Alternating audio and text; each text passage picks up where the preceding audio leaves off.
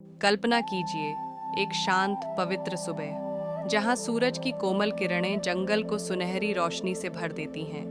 पत्तों के बीच से छनती हवा और चिड़ियों की मधुर धुन। यहीं से बाल श्री राम की एक नई यात्रा आरंभ होती है। घने वन के बीच एक सरल सुंदर आश्रम जहां शांति स्वयं निवास करती प्रतीत होती है।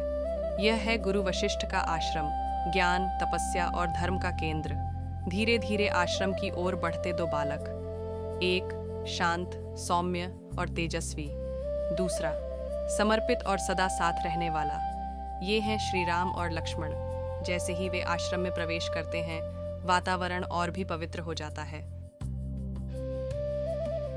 गुरु वशिष्ठ स्नेहपूर्ण मुस्कान के साथ कहते हैं, स्वागत है वत्स। यहाँ तुम राजकुमार नहीं, केवल शिष्य हो।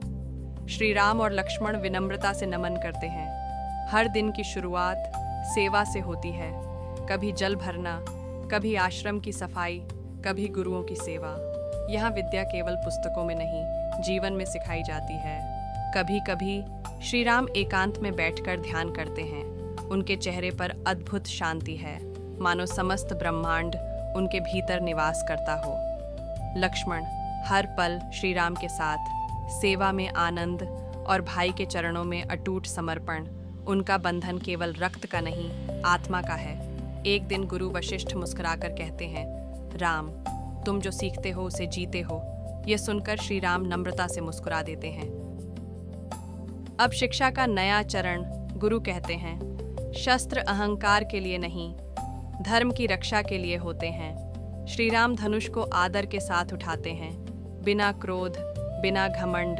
धनुष मानो स्वयं श्री राम के हाथों में संतुलित हो जाता है। उनकी आंखों में धैर्य और करुणा है।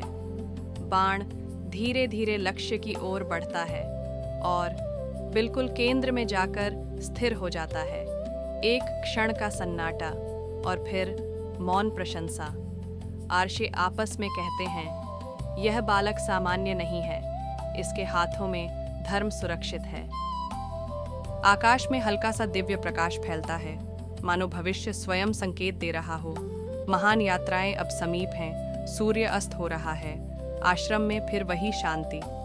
श्री राम और लक्ष्मण धीरे धीरे चलते हैं, पर कथा यहीं समाप्त नहीं होती, क्योंकि अगली कथा में आर्षि विश्वामित्र श्री राम को एक महान उद्देश्य के लिए अपने साथ ले जाने आएंगे और यहीं से श्री राम की वास्तविक परीक्षा आरंभ होगी। जय श्री राम।